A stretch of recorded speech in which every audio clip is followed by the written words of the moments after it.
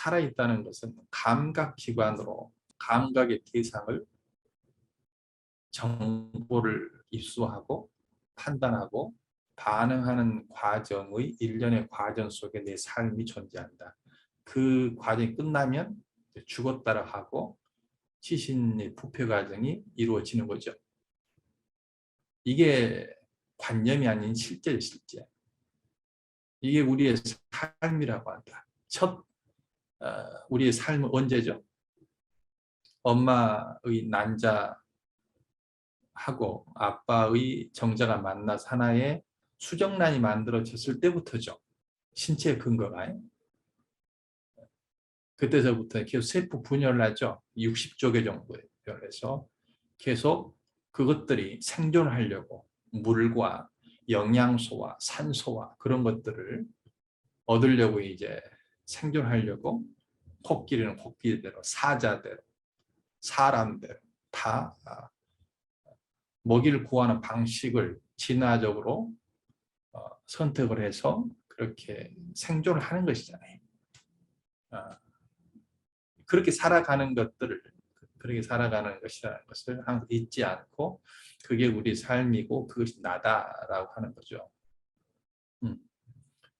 그래서 계속 이야기를 했던 것이 그 나라는 것은 감각기관으로 뭔가를 인지하고 있는 순간에 존재를 하는데 인지를 한다는 것은 대상을 인지하는 거죠.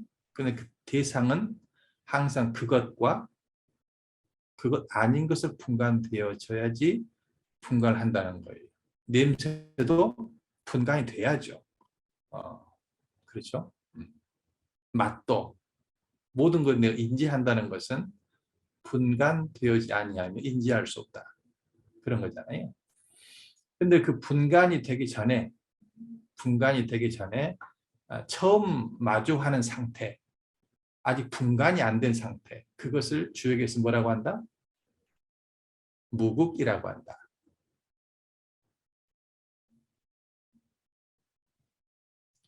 극이라는 것은 극이에요. 끝. 언저리 극자. 그래서 언저리라는 것은 가르기죠. 이것과 저 가르기. 가르기니까 그것을 영어로 컨셉, 개념이라고 개념.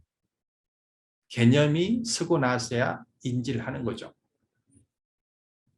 소리의 형태, 개념 형태, 맛의 형태, 냄새의 형태가 서고 나서야 내가 인지를 한다는 거예요.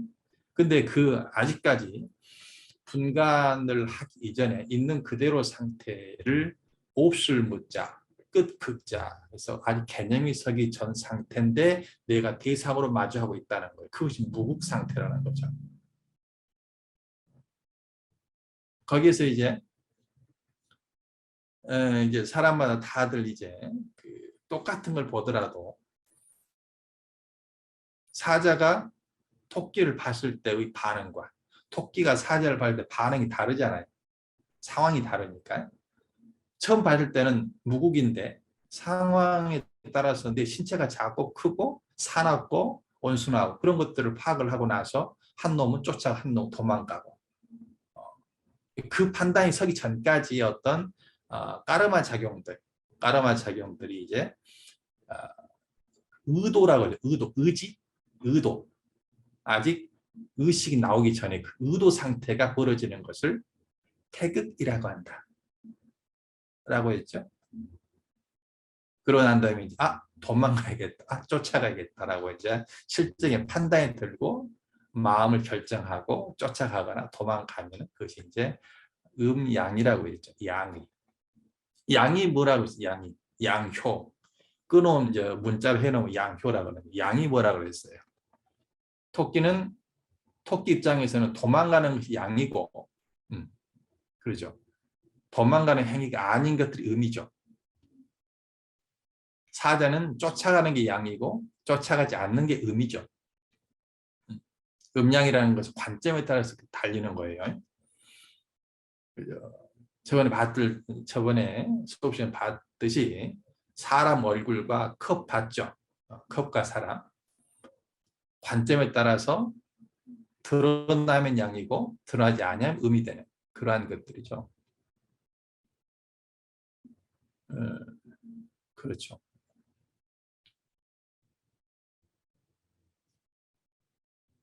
그래서 그 드러나는 것이 양이에요. 그래서 그걸 표시로 한 줄로 딱 끊죠. 그 양효라고 양효.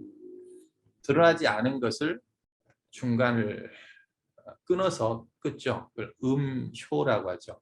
양효와 음효다. 화엄학에서는 비밀, 은현, 구성문이라는 시편문에서 세상을 통찰하는 하나의 또 방법이 있어요. 그것이 비밀이라는 것은 숨겨져 있는 어떤 것이 은과 현이 있다는 거예요. 은과 현. 현이라는 걸 드러나 있는 부분, 은이랑 숨겨져 있는 부분. 하늘의 달을 보면, 초승달을 보면 본래 동그랗잖아요. 근데 초승달밖에 안 보이잖아요. 보이는 부분이 현이고 안 보이는 부분이 은이죠. 은현이죠. 그래서 현이 동양에서는 양이라고 하고 은이 음이라고 하는 거죠. 우리가 뭔가를 인지를 하면 인지 대상은 항상 양이고 인지하지 않는 부분들 항상 음이라는 거예요. 그런 거죠. 그것이 우리의 그 삶을 그렇게 철학적으로 풀어놓은 것이 무극과 태극과 음과 양이라는 거죠. 자, 그럼 그 양이 양도 다시 음양으로 분화하고 음도 다시 음양으로 분화를 하죠. 조금 미세하게 본다는 거죠. 미세하게 본다는 거예요. 1년 중에 따뜻한 때가 있고 추운 때가 있죠.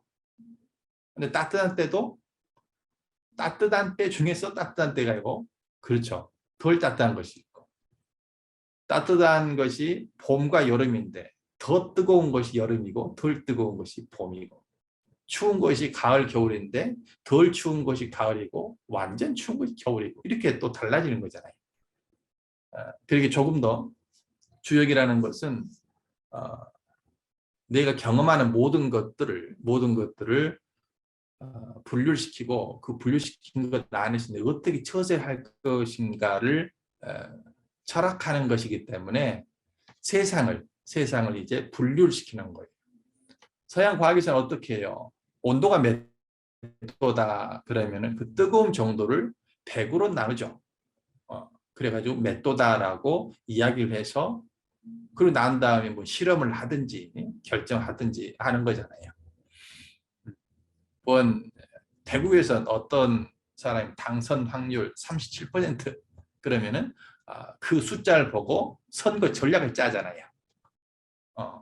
이게 그 모습 대구에서 그 모습 자체가 상이에요. 상 모습인데 그걸 37%라고 하면은 수로 전환시킨 거예요. 그 다음에 거기에 따라 판단의 처세를 하면 그것이 리에 리. 이게 상수리입니다. 상수리. 그래서 주역에서는 처세론을 상수리의 철학이다. 인생이 다 그런 거죠. 상을 보고 해석을 하고 그 다음에 처세를 결정하는 거 상수리죠. 그래서 그 상을 갖다가 이제 분류를 해야죠. 제일 큰 상이 뭐냐면 내가 지금 인지하는 것과 인지하는 배경과 그게 양이고 음이라는 거예요. 근데 이 양에서 다시 음양을 다시 분화하죠. 양에서 양으로 분화한 것을 뭐라고 한다고 했죠? 태양이야, 태양. 양에서 음으로 분화를 하면은 소음이라고 했죠, 소음. 음에서 양으로 분화를 하면 소양이라고 했죠. 음에서 음으로 분화를 하면 태음이라고 했죠. 이것이 음과 양이 다시 음양으로 분화되는 이걸 갖다가 사상이라고 이야기를 사상이라고. 사상. 다시 태양이 음양으로 또 분화하고 소음이 다시 분화하고 소양이 다시 분화하고 다시 태음이 다시 분화합니다. 태양이 양으로 분화하면 일건천이라고 했죠. 태양이 음으로 분화하면 이태택이라고 했죠. 소음이 양으로 분화하면 삼이화라고 했고, 소음이 음으로 분화하면 사진례라고 했고요. 그렇죠. 그다음에 소양이 소양이 양으로 분화하면 오손풍이라고 했고, 소양이 음으로 분화하면 육감수라고 했고, 태음이 양으로 분화하면 칠간산이라고 했고, 태음이 음으로 분화하면 팔곤지라고 했죠.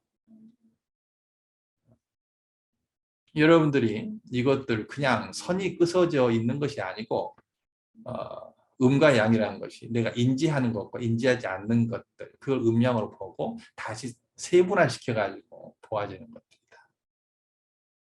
그래서 밑에 효가 하효고 위에 효가 상효예요.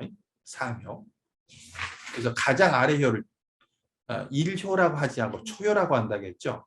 두 번째 효를 2효, 3효, 4효, 5효, 6효, 상효 이렇게 6효에서 이렇게 한다고 했죠. 근데 이제 사상에서 초효와 2효가 있죠. 그러면 초효가 드러난 것은 무슨 효라고 했어요? 드러난 것이 항상 이 가장 위에 있는 효가 드러나 있는 것이고 밑에는 뿌리예요. 그래서 소음, 소양 할 때 위에 있는 효를 가지고 음량을 결정하는 거예요. 그죠? 소음과 소양 할 때.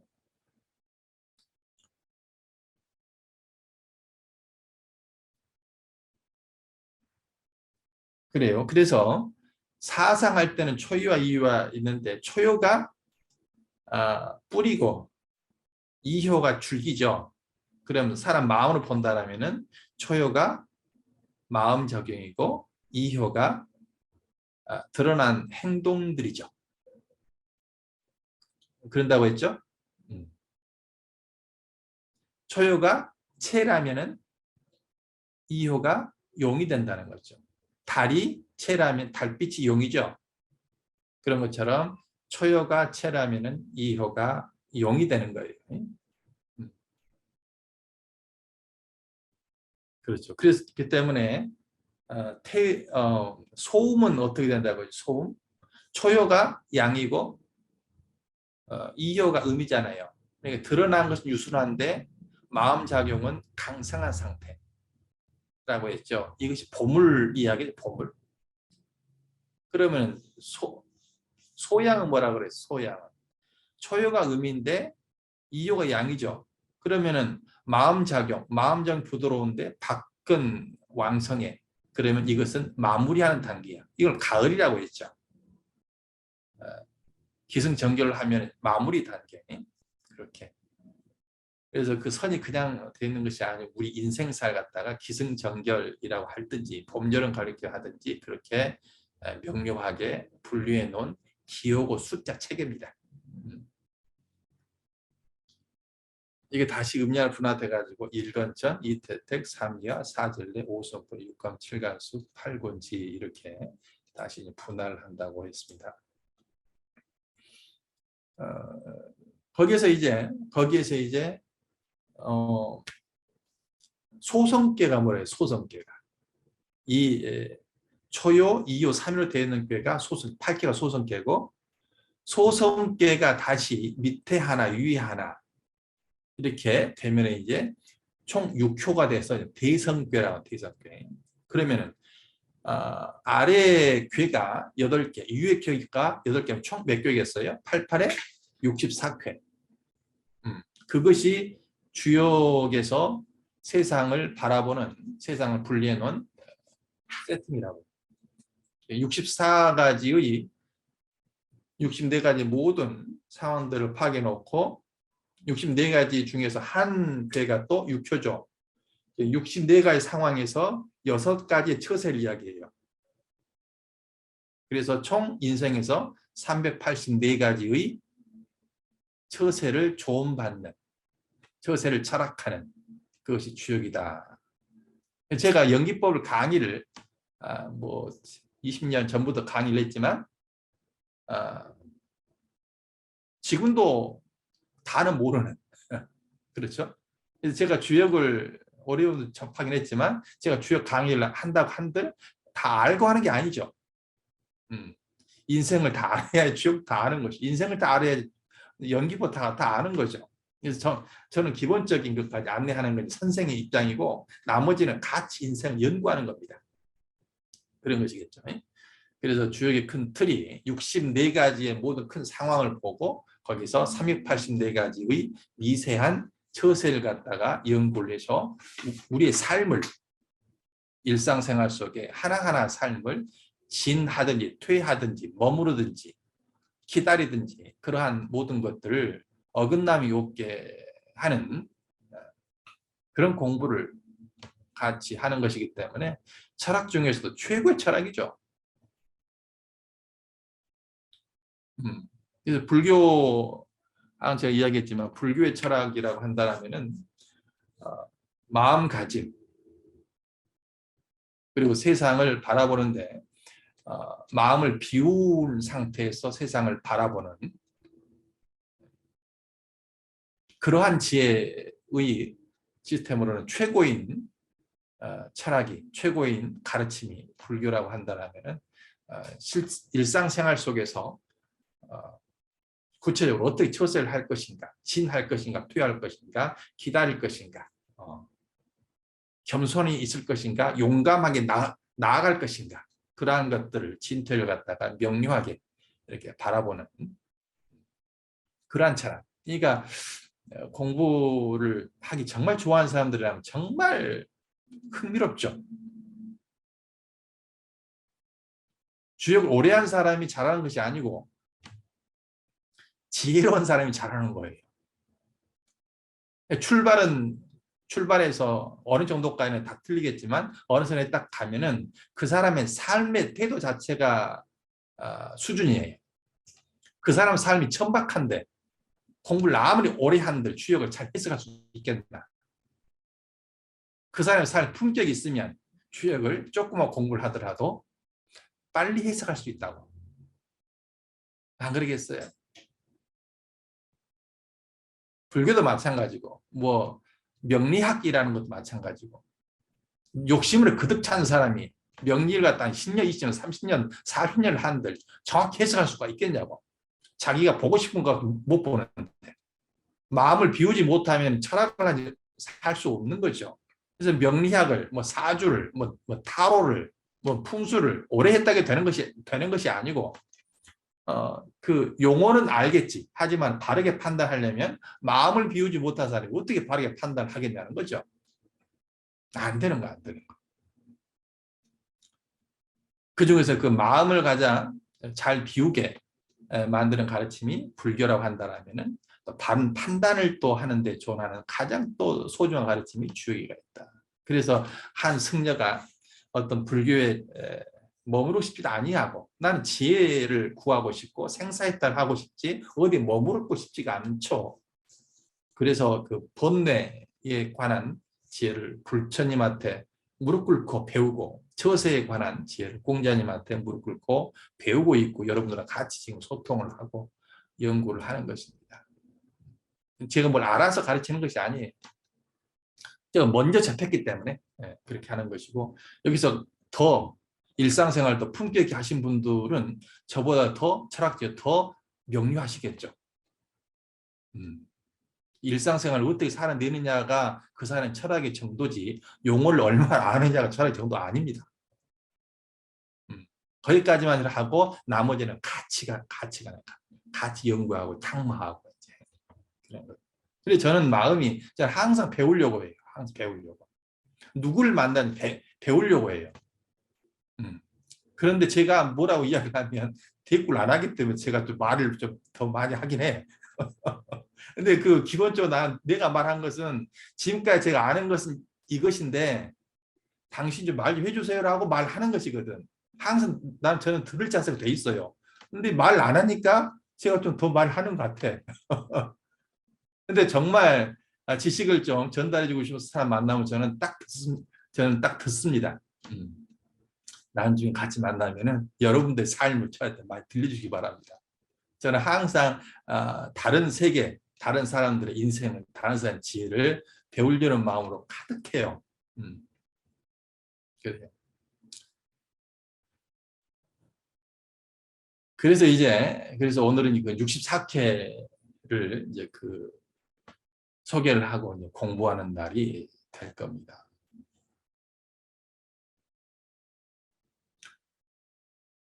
자, 그리고 주역이 주나라 때 완성된 역학의 근본이 되는 책 그렸는데요. 3단계로 완성됐다고 했죠. 주역이라는 것이 주역이라는 책이 3단계로 완성됐다고 했어요. 1단계 언제요? BC 28세기에 복희 씨가 뭘 만들었다? 용마부도 그 하도를 보고 뭘 만들었다? 선천팔쾌와 64쾌 상을 만들었다. 기억하세요. 주역이 3단계로 됐는데 첫 번째 복희 씨라는 분이 선천팔쾌하고 64쾌의 그 선 그어놓은 거, 그 상을 만들었다는 거죠. 아직 명칭은 없었어요. 그러고 난 다음에 이제 그 훗날에 BC 12세기경에 주 문왕이 그 64쾌 상에다가 이름을 붙이고 거기다 설명을 붙였죠. 그리고 각각 효에다가도 설명 붙여요. 그 괴에다가 설명 붙인 것을 괴사, 효에다가 설명 붙인 것을 갖다가 효사라고 한다고 했죠. 괴사와 효사라고. 그래서 64쾌사와 384 효사를 만든 분이 바로 주문왕이다. 지난주 7세기 지나가지고 이제 3단계에서 BC 5세기에 주나라의 공자님이 10가지 주석을 지었다고 했죠. 그래서 총 10가지의 주석이라고 했죠. 처음에 단전 2개, 단전이 뭐라고 그랬어요? 64쾌의 명과 그 괴사에 대한 해설이라고 했죠. 30쾌까지가 상편, 나머지 하편에서 단전 상편, 단전 하편 해가지고 괴명과 괴사에 대한 설명이 단전 상하예요. 그 다음에 64쾌 상과 384효 상에 대한 설명이 상전, 상에 대한 상전이 상하. 그 다음에 이제 주역 자체의 철학을 이야기한 것이 뭐라고 했어요? 계사전도 상하. 그 다음에 이제 8쾌, 소성쾌, 8쾌에 대한 설명을 한 것이 뭐라고 했어요? 설괴전이라고 했죠. 그 다음에 이제 64쾌에서 1번, 2번 쾌가 건괴, 공괴인데 건괴, 공괴에 대한 설명한 것이 문헌전이라고 했죠. 그 다음 64쾌에 대한 전체적인 설명한 것이 서괴전이라고 했죠. 그 다음에 64쾌에서 이제 조금 더 천변만화에서 배합계와 도전계 이야기했죠. 배합계와 도전계를 연구하는 거 잡계전 이렇게 해가 주역 12개예요. 그래서 주역이 완성되었다라고까지 이야기했었습니다. 오늘은 64쾌를 보도록 하겠습니다. 자, 프린트물 준비해 온 것을 펴주시기 바랍니다.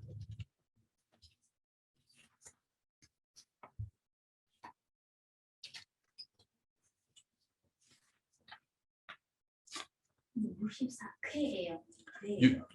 64쾌인데 되게 발음이 좀 어려서 쾌라고 합니다.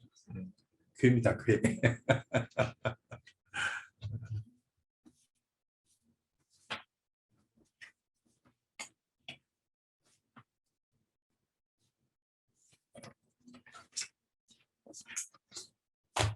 자, 2장이죠.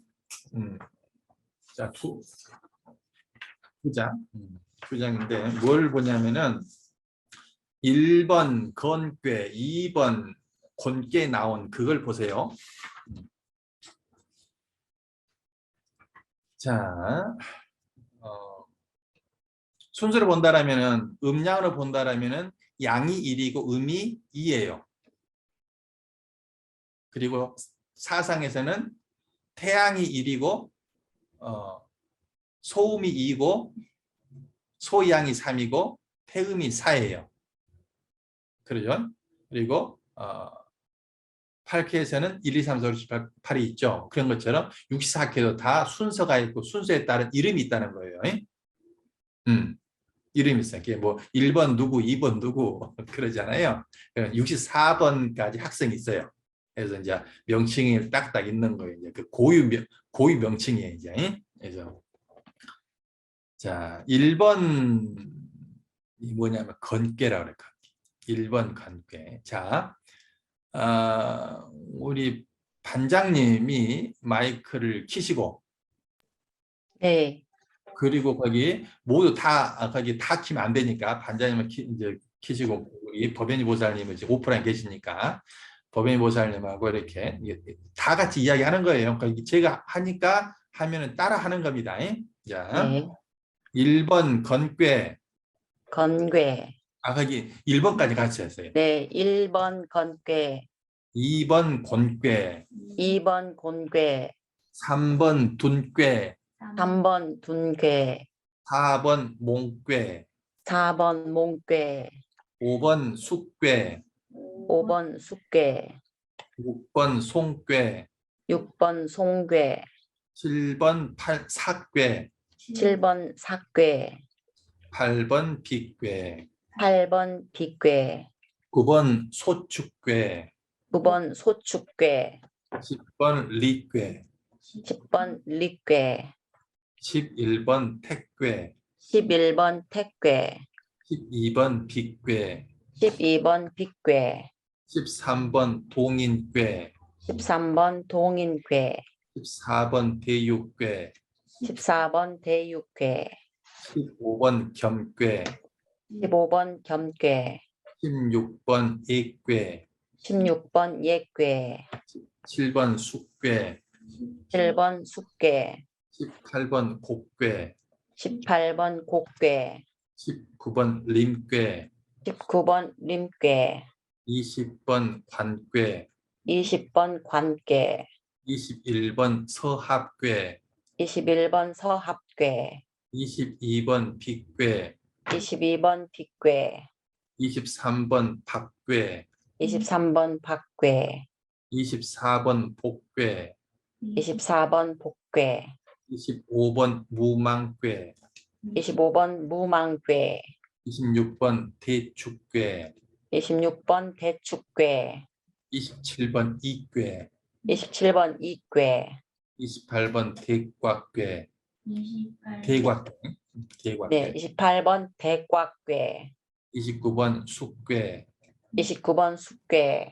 30번 이괴. 30번 이괴. 31번 함괴. 31번 함괴. 32번 항괴. 32번 항괴. 33번 둔괴. 33번 둔괴. 34번 대장괴. 34번 대장괴. 35번 진괴. 35번 진괴. 36번 명의괴. 36번 명의괴. 37번 가인괴. 37번 가인괴. 38번 죽괴. 38번 죽괴. 39번 건괴. 39번 건괴. 40번 핵괴. 40번 핵괴. 41번 손괴. 41번 손괴. 42번 입괴. 42번 입괴. 43번 쾌괴. 43번 쾌괴. 44번 국괴. 44번 국괴. 45번 최괴. 45번 최괴. 46번 승괴. 46번 승괴. 47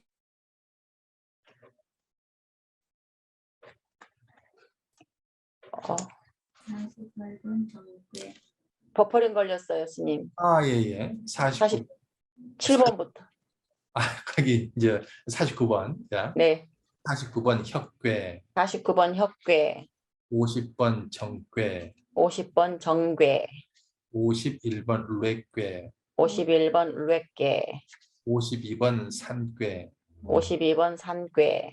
53번 점괘, 53번 점괘, 54번 귀맥괘, 54번 귀맥괘, 55번 풍괘, 55번 풍괘, 56번 력괘, 56번 력괘, 57번 풍괘, 57번 풍괘, 58번 택괘, 58번 택괘, 59번 환괘, 59번 환괘, 60번 절괘, 60번 절괘, 61번 중북괘, 61번 중북괘, 62번 소곽괘, 62번 소곽괘, 63번 기재괘, 63번 기재괘, 64번 미재괘.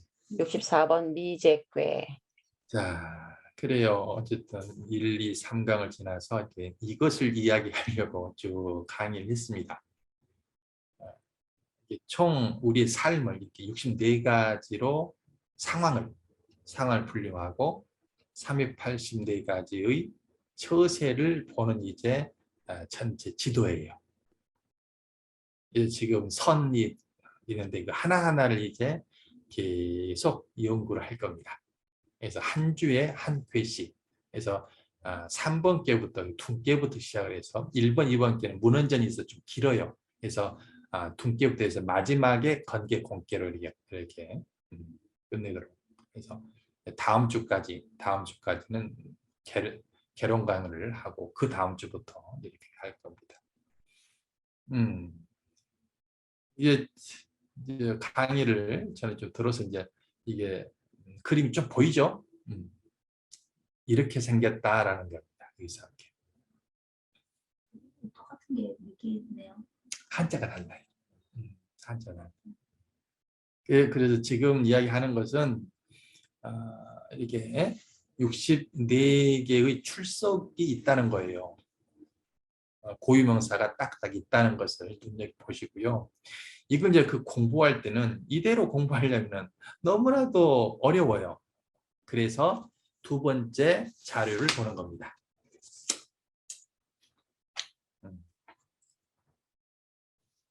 자, 옆에 이렇게 슬러시 있고 상쾌학회 있죠?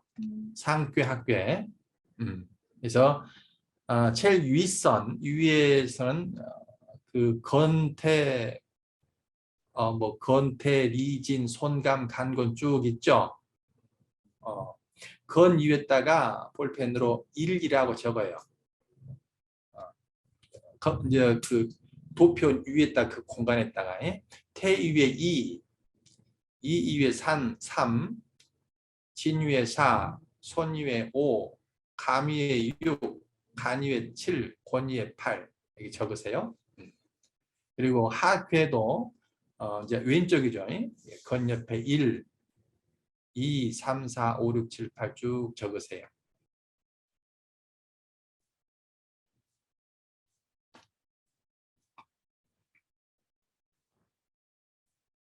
그래서 이제 산수할 때는 뭘 해요? 9구단을 하죠. 주역할 때는 88단을 합니다. 88단. 88단을 해서 읽을 때는 상캐부터 읽어요. 쓸 때는 하캐부터 적고요.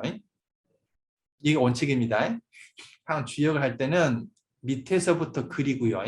읽기는 항상 위에서부터 읽어요. 그래서 상쾌가 건이고 하쾌가 건이면 거듭될 중이에요.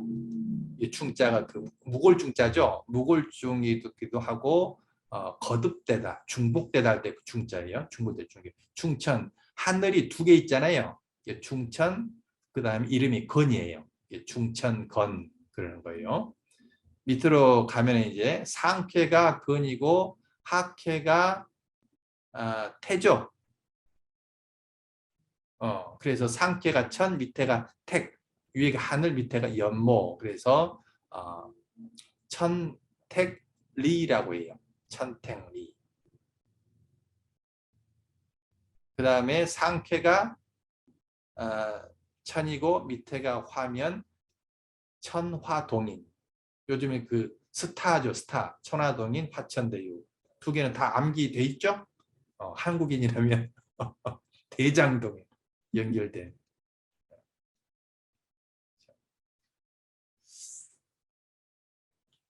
그렇죠. 그 다음에 상쾌가 천이고 하쾌가 뢰면 철뢰무망. 상쾌가 천이고 하쾌가 풍이면 천풍구. 그 다음에가 천수송. 그 다음에가 천산돈. 그 다음에가 천지비. 그래서 어떻게 암기를 하시냐면요. 11은 중천건, 12는 천택리, 13은 천화동인, 14는 천뢰무망, 15는 천풍구, 16은 천수송, 17은 천산돈, 18은 천지비. 이게 1단이에요. 아시겠죠? 이건 누가 가르쳐준 것이 아니고 제가 어렸을 때 공부하려고 제가 이렇게 했던 겁니다. 88단으로. 다음에 자, 쭉 보세요. 이일은 택천괴, 이이는 중택태, 거듭택도 중자예요. 이렇게 항상 그 중자가 항상 하나씩 있죠. 거듭되니까. 중대. 이삼은 택화역, 이사는 택뢰수, 이오는 택풍대과, 이육은 택수곤, 이칠은 택산함, 이팔은 택지최. 2단이라. 이렇게 암기해야지 편하지. 그냥 막 암기하려면 한도 끝도 없어요. 안 외워져요. 저도 어렸을 때 약간 암기하려고 이렇게 예를 썼습니다. 그다음에 그 요리에 있는 그게 이건 뭡니까? 뭐. 그 건괴라고. 거기 이제 여기서 봤잖아요. 여기서 그 건괴, 권괴 봤잖아요. 이게 그 괴 명칭인데 암기하기 좀 쉽게 하려고 이렇게 88단으로 암기를 하는 거라고요. 1번 게 거의 지금 이게 건괴라고. 이 1번 건괴와 지금 여기 있는 건괴가 지금 같은 거죠. 그 양효 6개. 그 이름이 그 건이라고. 건. 이름이 건이고 건이라는 괴라고. 건괴라고요. 이름이요? 이름이 건. 이게 그 양효 6개가 있으면 그것의 이름이 건이에요. 건. 건이라는 괴에서 건괴라고 하고, 이제 그 밑에는 양양양 되면은 천택인데 그 이름이 리라고. 리께라고. 이게 총 26개, 한 반에 64명인데 이 애들 잘 암기하려고 88단으로 상쾌, 하쾌 해가지고 88로 해가지고 암기하는 거라고요. 아시겠죠? 스님 맞으신 거예요? 본래 있는 건데 거기 있는 건데 구구단처럼 암기하는 것은 제가 이야기한 거라고. 아니 만든 것이 아니고 그렇게 암기했다고. 본래 있는 도표예요. 본래 도표인데 제가 뭐 학교에서 뭐 2는 2, 2는 3, 2, 3 거기 그렇게 하는 것처럼 해야 좀 쉽게 할 것 같아서 팍팍 해가지고 제가 항상 암기할 때 1, 2는 중천건, 1, 2는 천택리 이렇게 암기했었다고. 그렇게 해야지 좀 쉽게 암기가 되거든. 왜 그러냐면은 이 64K를 암기를 하면 이제 산수를 하는 사람이고, 암기를 못하면 산수를 하는데 구구단 책받침 보고 산수하는 사람이에요. 책받침 보고 산수하는 사람은 평생 산수를 안 돼. 구구단을 암기해야지 뭐 산수를 하든지 수학을 하든지 할 것 아니에요. 그래서 그 주역을 공부한다면서 64K가 암기가 안 된 상태에서 60년을 공부를 하는 게 아마추어야. 아니 저기 그 미적분을 푸는데 구구단 책 보고 저기 미적분 한 사람이 어디 있어? 말이 안 되는 거잖아요. 저도 거기 암기하라고 잘 안 시키는데 암기할 건 해야 되는데 주역공부를 하고 싶으시면은 1,9월심으로 초창기 때 이걸 암기를 하세요.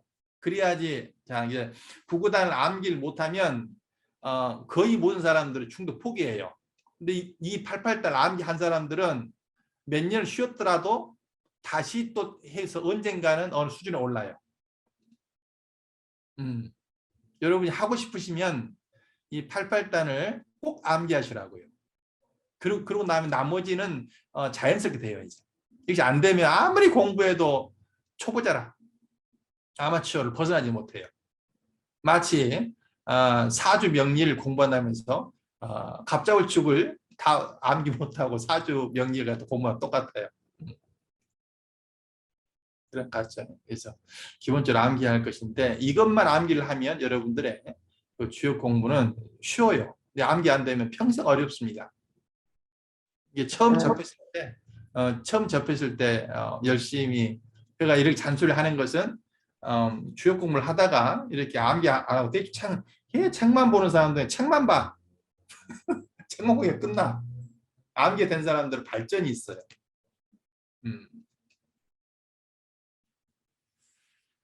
그렇습니다. 그래서 이제 이것도 우리 반장님 말 키시고 우리 법연희 보살님하고 이제 거기 제가 할 테니까 후창을 하세요. 거기 다른 분도 다 하시는데 마이크만 키시는 거야. 다른 분도 크게 하세요. 다 입 보면 다 알아요. 네.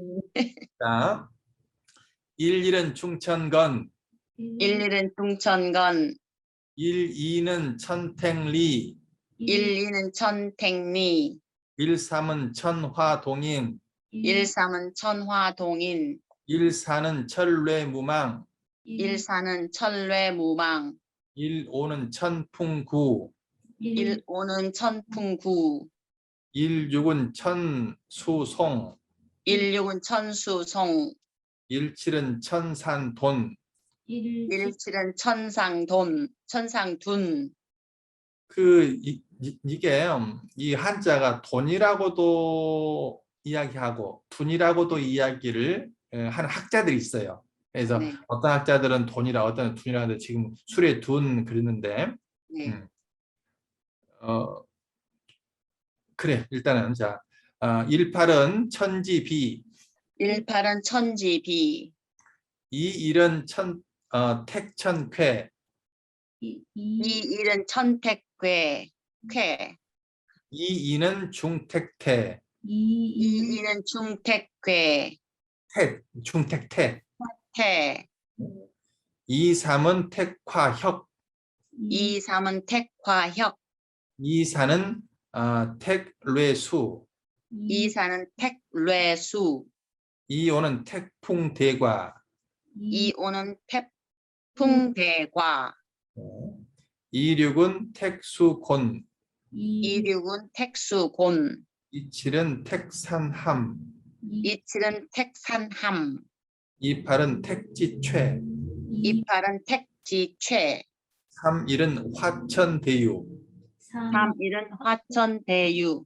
삼이는 화택규, 삼이는 화택규, 삼삼은 중화리, 삼삼은 중화리, 삼사는 화뢰서합, 삼은 화래서, 삼오는 화풍정, 삼오는 화풍정, 삼육은 화수미제, 삼육은 화수미제, 삼칠은 화산려, 삼칠은 화산여, 삼팔은 화지진, 삼팔은 화지진, 사일은 뢰천대장, 사일은 뢰천대장, 사이는 뢰택귀매, 사이는 뢰택귀매, 사삼은 뢰화풍, 사삼은 뇌화풍, 사사는 중뢰진, 사삼은 중뢰진, 사오는 뢰풍항, 사오는 뇌풍황, 사륙은 뢰수해, 사륙은 뇌수해, 사칠은 뢰산소과, 사칠은 뇌산소과, 사팔은 뢰지예, 사팔은 뇌지예, 오일은 풍천소축, 오일은 풍천소축, 오이는 풍택중부, 오이는 풍택중부, 오삼은 풍화가인, 오삼은 풍화가인, 오사는 풍뢰익. 오사는 풍뢰익. 오오는 중풍손. 오오는 중풍손. 오육은 풍수환. 오육은 풍수환. 오칠은 풍산점. 오칠은 칠은 풍산점. 오팔은 풍지관. 오팔은 풍지관. 육일은 수천수. 육일은 풍수천수. 육이는 수택절. 육이는 수택절. 육삼은 수화기제. 육삼 육사는 수화기제. 육사는 수레둔. 육사는 수레둔. 육오는 수풍정. 육오는 수풍정. 육육은 중수감. 육육은 중수감. 육칠은 수산건. 육칠은 육칠은 수산건. 육팔은 수지비. 육팔은 수지비. 칠일은 산천대축. 칠일은 산천대축. 칠이는 산택손. 칠이는 산택손. 칠삼은 산화비. 칠삼은 산화비. 칠사는 산뢰이. 칠사는 산뢰이. 칠오는 산풍고.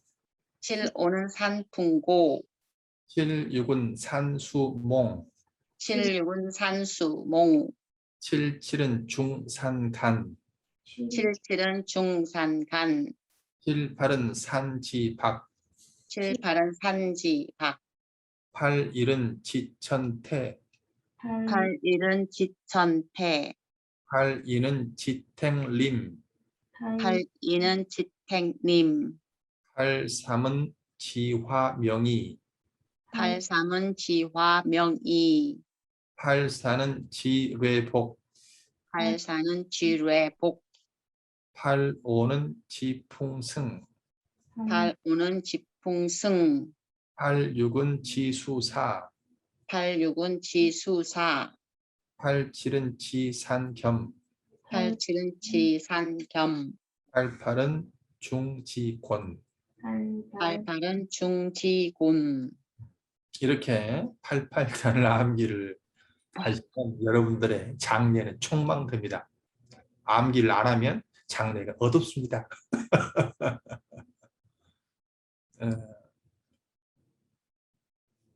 이게 제가 추천드리는 것은 공부를 하려면 이건 머리 좋아서 되는 것이 아니고요. 모든 것들은 관심이 있으면 되는 거죠. 관심, 반복.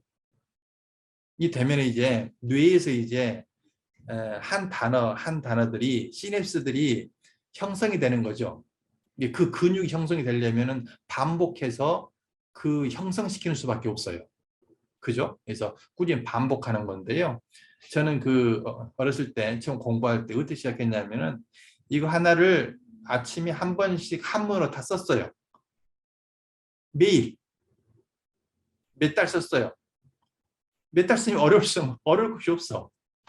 암기하려고 어렵지만 암기할 생각을 하지 말고 그냥 한문으로 이렇게 일일은 중천건, 일일은 천탱, 일삼은 천하동, 일사는 천례우 막 이렇게 계속 이것을 6사개까지 날마다 써. 암기하려고 하지 말고. 암기하려고 하면 힘드니까. 매일 아침마다 그냥 붓글 쓰듯이. 그래서 몇 달 써 놓으면 구구단처럼 그냥 암기가 딱 된다는 거죠. 그래서 애써서 공부하지 말라는 거예요. 붓글씨 연습하듯이 사경하듯이 매일 하루에 한 번씩만 몇 달 쓰면 안 잊을 수가 있겠나. 근데 막 암기하려고 하면 며칠 암기하다가 힘들어서 때려쳐버려. 안 그러겠어요? 때려치지 마시라고. 열심히 공부하려고 하면 때려친다고. 매일 한 번 쓰라고. 아무리 밀어내도 몇 달 쓰면 된다고. 아무리 영리해도 막 암기하려고 하면 지쳐버린다고. 그러겠죠? 암기하기 어려운 것이 아니에요. 하루에 한 번씩만 쓰면 몇 달 쓰면 돼요. 그래요. 마음 공부 된다. 마음 공부도. 사경하는 것처럼 계속 가면은 모든 세상의 모든 상황들이 다 들어와. 그러니까 마음 공부되고 이렇게 반야신경 사경하듯이 88단을 갖다 매일 아침에 아침이 됐든지 어제 시간 돼 가지고 딱 한 뭐 30분 1시간 돼 가지고 매일 쓰시면은 여러분들에게 복이 옵니다. 아시겠죠? 자, 이제 말씀드렸던 종이와 볼펜을 꺼내세요. 이제 공부합시다.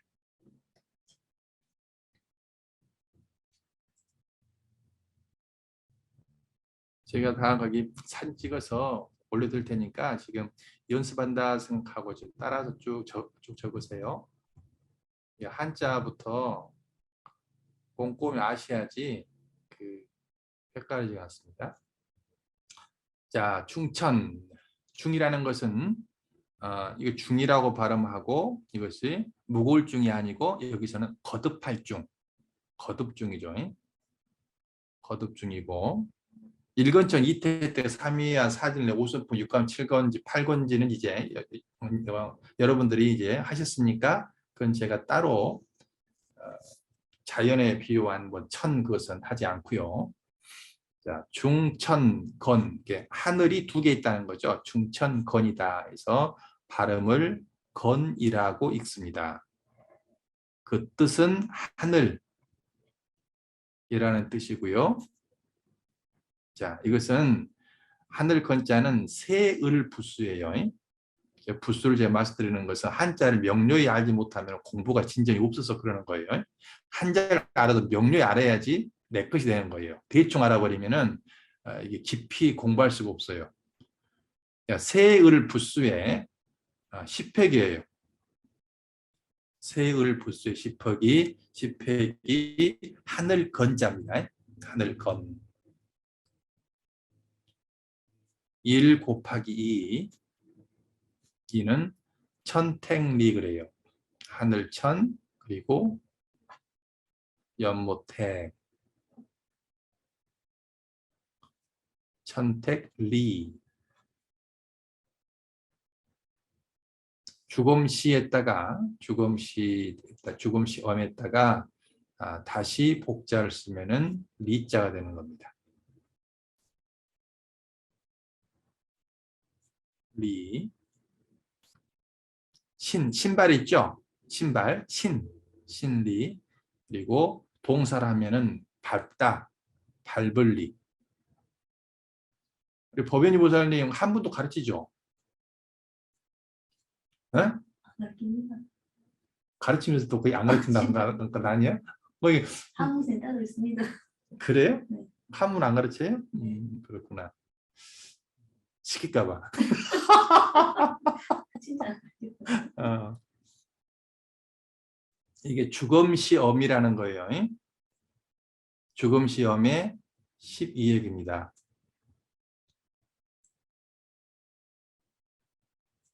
이 한문을 잘 하려면 그 부수를 잘 알아야 돼. 부수. 부수를 명료히 모르면은 한자를 그냥 대충 하는 거예요. 자, 한자가 이렇게 있잖아요. 한자가 이렇게 있으면은 부수가 왼쪽에 붙은 걸 뭐라 그래요? 응? 이걸 변이라고 하죠. 변. 무슨 변. 부수가 오른쪽에 붙어 있으면은 무슨 방. 그렇죠. 하모 선생님 맞는 것 같은데? 그래서 부스가 왼쪽에 있으면 변이고 위에 있으면 방이고 위에 있으면 뭐라 그래요? 응? 머리라고 해요. 머리. 밑에가 있으면 발이래. 발. 무슨 발. 불화발. 발. 그리고 부스가 이렇게 되어 있으면은 이걸 뭐라 그래요? 뭐뭐 그리고 부수가 이렇게 되어 있으면 뭐라 그래요? 이렇게 되어 있으면은 받침.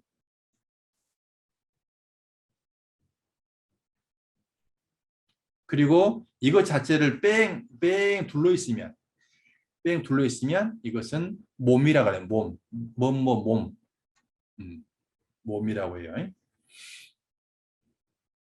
이걸 꼭 기억하고 이제 계셔야지 한문 공부할 때 더 정확히 합니다. 이거 기억이 안 되면은 헷갈려 항상. 아시겠죠? 이제 지울 테니까 다 적었죠? 캡처를 하든지요.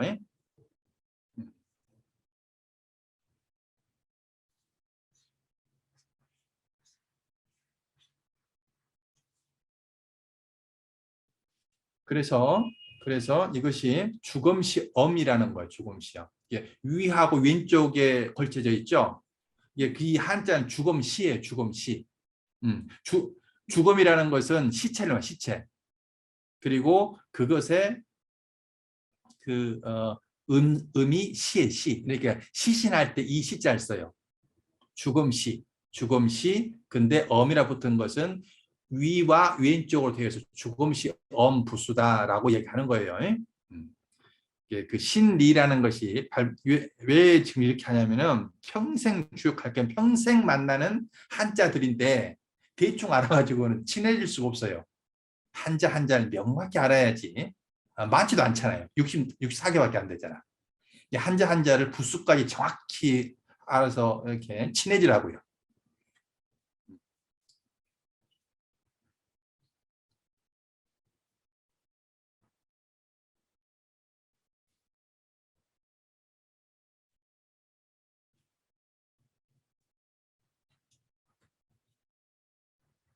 일삼은 천화동인.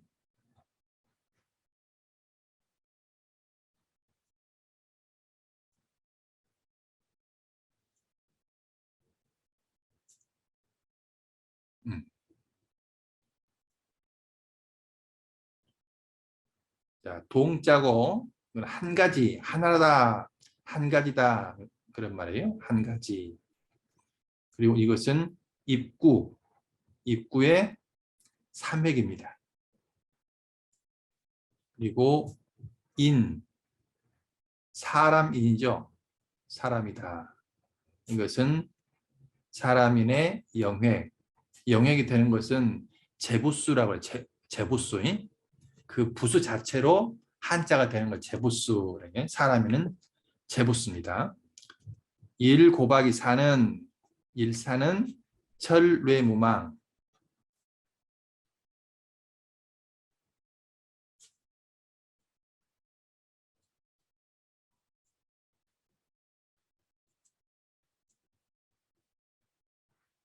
무자는 없술무. 부수는 이렇게 돼 있죠. 이렇게 부수의 8에 밑에가 붙어 있으면 뭐라고 했어요? 발이라겠죠. 그래서 연화발이라고 이야기를 합니다. 연화발.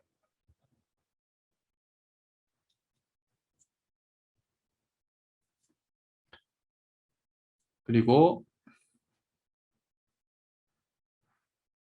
망은 망령되다. 해서 망령될. 아니고 부수는 계집녀의 3획. 그 다음에 1오는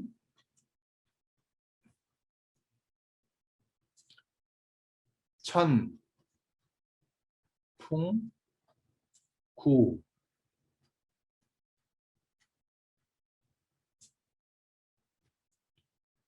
구자는 만나다, 만날 구.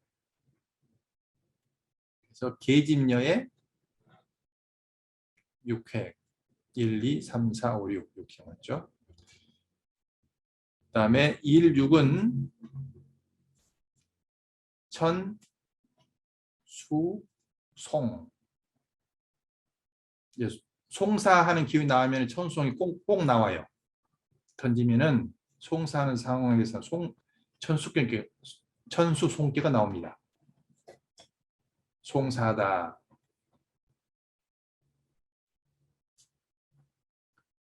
말씀원의 4획.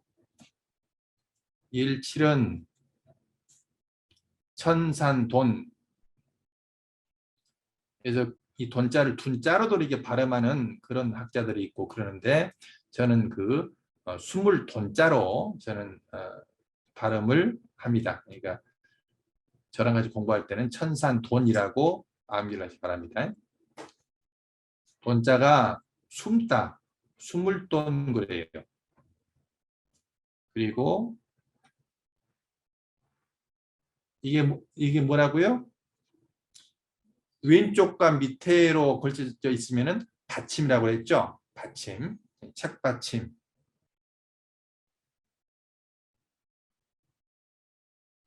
책받침의 11액인데 이 책받침은 본자는 뭐냐면은 옆으로 하나, 둘, 셋 이렇게 하면은 이게 쉬어갈 착이에요.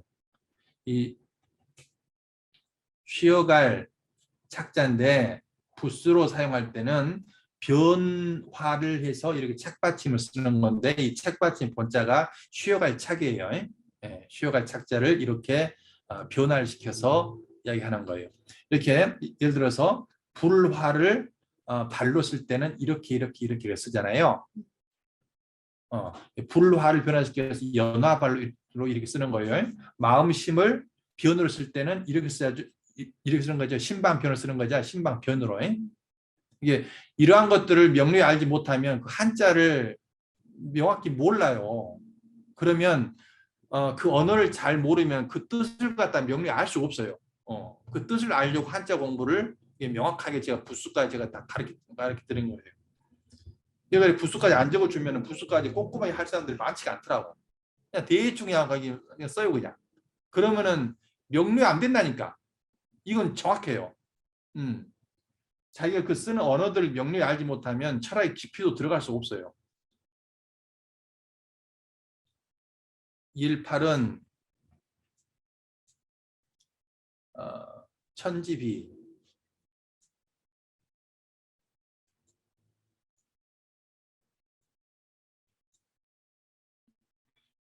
비자는 안일비 그러는데 여기서는 막을 비로 씁니다. 뜻이 막다. 막을 비고 입구의 사역입니다.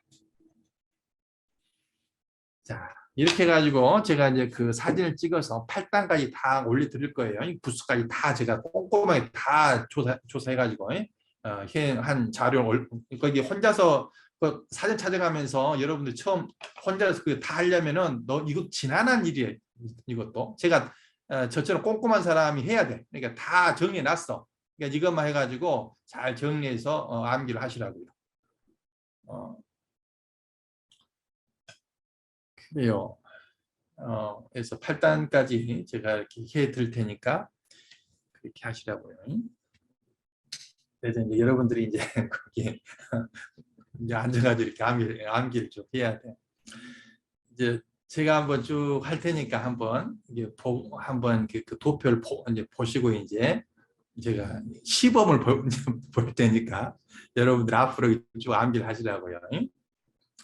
1, 2는 중천건, 1, 2는 중택, 1, 2는 천택리, 1, 3은 천하동인, 1, 4는 천례무망, 1, 5는 천풍구, 1, 6은 천수송, 1, 7은 천산돈, 1, 8은 천지비, 2, 1은 택천괴, 2, 2는 중택대, 2, 3은 천화동인, 2, 4는 천례무망, 2, 5는 천풍구, 2, 6은 천수송, 2, 7은 천산돈, 2, 8은 천지비, 3일은 화천대유, 3일은 천택리, 3은 중화리, 3,4는 화례서합, 3,4는 화례서합, 3,5는 화풍정, 화풍정, 3,5는 거기 3,6이죠. 3,6은 화수미제, 3,7은 화산려, 3,8은 화지진, 4,1은 뇌천대장, 4,2는 뇌택김에, 4,3은 뇌화풍, 4,4는 중뇌진, 4,5는 뇌풍항, 4,6은 뇌수해, 4,7은 뇌산소가, 4,8은 뇌지혜, 맞나요? 그다음에 오일은 풍천소척, 오이는 풍택 중부, 오삼은 풍화가인, 오사는 풍래익, 오는 중풍손, 오육은 풍수환, 오칠은 풍산점, 오팔은 풍지관, 육일은 수천수, 육이는 수택절, 육삼은 수화기재, 육사는 수레둔, 육오는 수풍정, 육육은 중수감, 육칠은 수산건, 육팔은 수지비, 칠일은 산천대축, 칠이는 산택손, 칠삼은 산화비, 칠사는 산뢰무망, 맞죠? 산뢰무망. 7호는 산풍고, 76은 산수몽, 77은 중산간, 78은 산지박, 81은 지천태, 82는 지택림, 83은 지화명이, 84는 지뢰복, 85는 지풍승, 86은 지수사, 87은 지산겸, 88은 중지곤. 뭐 박술까지는 아닌데 어쨌든 제가 시험 보는 것을 한번 보면 그 영상이 떠가지고 이제 빨리빨리 그 암기가 되니까 제가 이렇게 하는 건데 어쨌든 여러분들이 정말 주요 공부를 한번 시작해 보겠다고 생각하셨으면은 그것이 어려울 것이 없이 하루에 한 번씩만 한문으로 일기를 쭉 해가지고 8단까지 다 매일매일 쓰면 한 2달, 3달, 4달이면 다 이게 다 됩니다. 그렇게 하시고 10분 남았는데 자 질문하세요. 질문. 천하동인하고 그거 뭐 뜻입니까? 천화동이라고 화천대유하고 회사 이름으로 왜? 그러니까 그 천화동인하고 화천대유가 거기 64개 중에서 가장 기량 좋은 궤 중에 몇 개 궤 중에 그 하나거든요. 이게 화천대유라는 것은 위에가 화고 밑에가 천이라는 대유 크게 뭔가 재물이 모인다는 거야. 이게 대유 큰 대자 있을 유자. 그러니까 장명을 갖다가 이제 큰 의미도 있었겠지만 그 장명가가 큰 돈 받을 텐데 그냥 귀하게 준 거예요 그냥. 그래서 천화동이라는 것은 동인이라는 것은 이제 많은 사람을 갖다 이렇게 네 사람 만들 수 있다. 가뜰 동자, 사람인자, 동이게.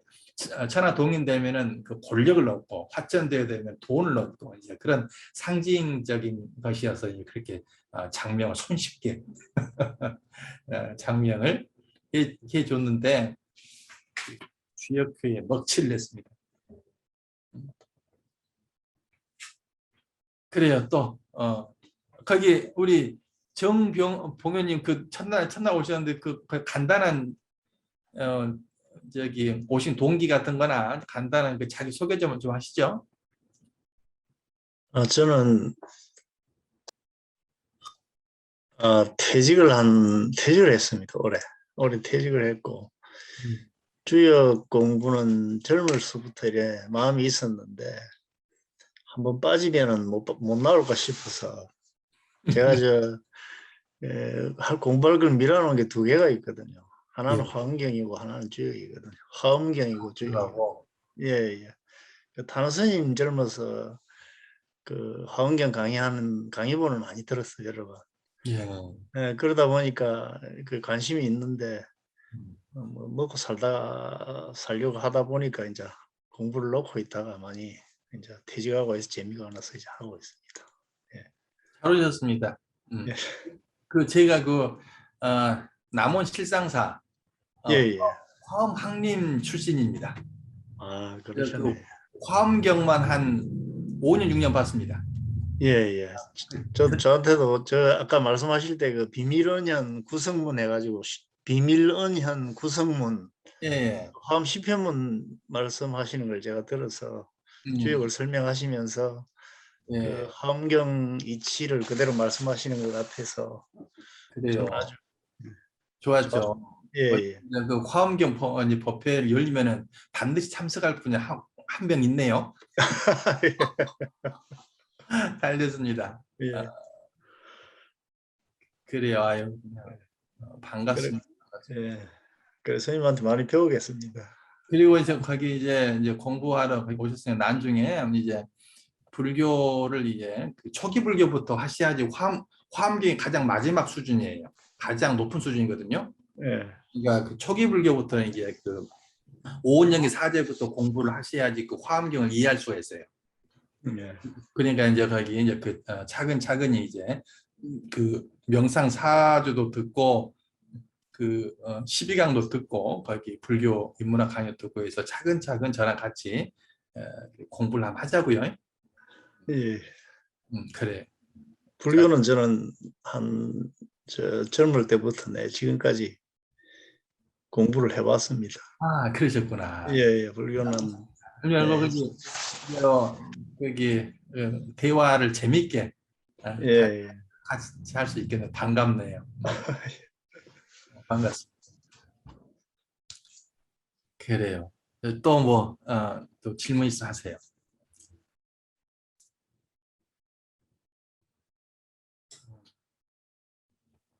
스님, 네네. 그림이 너무 어려워가지고 어렵기도 그림이? 어려운데 이 둔계 보면 예. 이거 건태 요 상계 하게 돼 있지 않고 요거 있잖아요. 아, 예. 여기에 네 이쪽에 보면 예. 그냥 숫자만 돼 있는 거 보면 3번에 둔계가 있고요. 33번에도 둔계가 있는데 이제 한자가 다르겠지만 왜 이렇게 그 잠깐만요. 거기 그 지금 상쾌하게 있는 그거 거기 그거 말고요. 그냥 숫자만 나와 있는 거. 거기 64개 순서 네 네네. 거기서 네네 그 3번에 둔계가 핑계가 있고 네, 33번에 둔계가 또 있어요. 34번에 대장계 옆에. 어 근데 이 저기 뭐야 두 소상계 그 위에 네. 있는 거 걔하고 밑에 어, 있는 걔가 여기는 3번은 왜 그 소음인 소음하고 네, 예 뒤에는 소양돼 있잖아요. 네, 3번에는 근데 음, 33번에 보면은 그 위에 그 소양 소상괴에는 그, 건으로 돼 있잖아요. 네네. 밑에는 또 태음 아니 태음이죠. 약간 저기 산으로 돼 있고, 예, 예. 네네 아니, 칠간산. 예. 거기 그 태음 태양할 때는 그 네. 두유가 있을 때 그렇게 사상하는 것이고, 이제 8km 하면 이제 밑에가 칠간산, 칠간산. 예. 그 위에가 거기 이제 일건천. 일간천이고. 근데 왜 어. 같은 붕괴 그래요. 그래서 예. 3번이 저기 3번이 네. 술의 둔께고요. 네. 33번은 네. 천산 돈께라고 제가 한다고 했잖아요. 이게 천산. 네. 거의 본인들 걱정하실 것이 없는 것이 네. 방금 주역 일단 했던 것처럼 네. 꼼꼼하게 제가 8단까지 제가 다 사진 찍어가지고 이따 올려드릴 거예요. 그러니까 이제 거기에 33번 이제 저기 천산 돈깨를 보시면 한자가 다 제가 다 나와 있어. 그러니까 예. 거기 제가 사진 올려드리면은 예. 어렵지 없습니다. 아시겠죠? 거기 그 상쾌하게 있는 여기에서 저기 천산돈을 봐봐요. 네, 1번 저 꾀의 일칠, 산, 예, 일칠이라는 게 보면 있어요. 예, 천산 둔괴. 예, 천산돈이고 아까 말한 수레돈은 6번에서요. 6번, 그, 4번 수레돈 돼 있죠? 예, 이렇게 둔괴. 예, 예, 이 수레둔. 예, 분자와 일사 밑에 단계. 예, 돈자가 틀린 것이어서 예, 일단은 그렇게 획하지 않으려면은 예. 수레둔이라고 암기하지 마 수레돈이라고 암기를 하라고요. 근데 따로 예, 구분을 해야 되겠네요. 그 한자를 돈이라고도 하고 둔이라고도 또 하는데 네, 저는 돈이라고 저는 이야기를 합니다. 그러니까 돈으로 암기하지 마시고 돈으로 암기하시라고요. 술의 돈, 거기 술의 돈, 천산 돈, 천산 일단 돈께, 술의 돈께 그렇게 암기를 하세요. 자, 그 그리고 또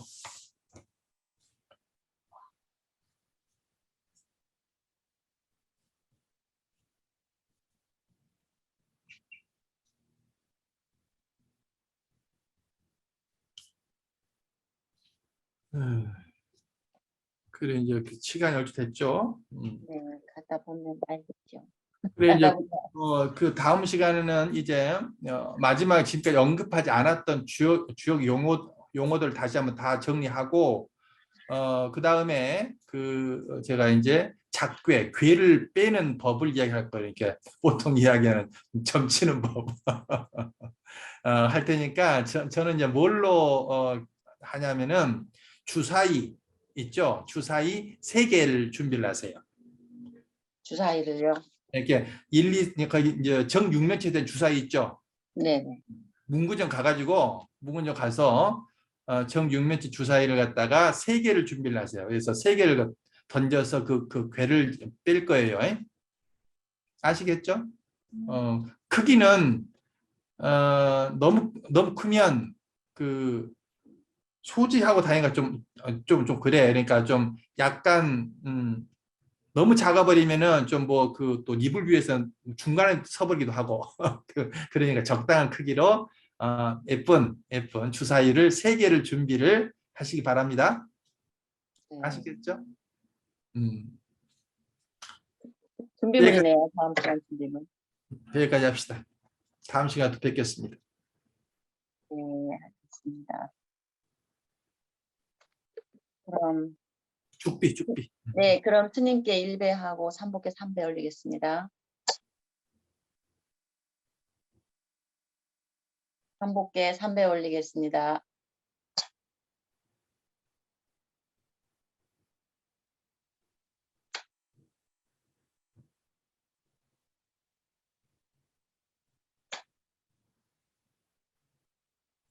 정불하세요. 감사합니다. 네. 선물하세요.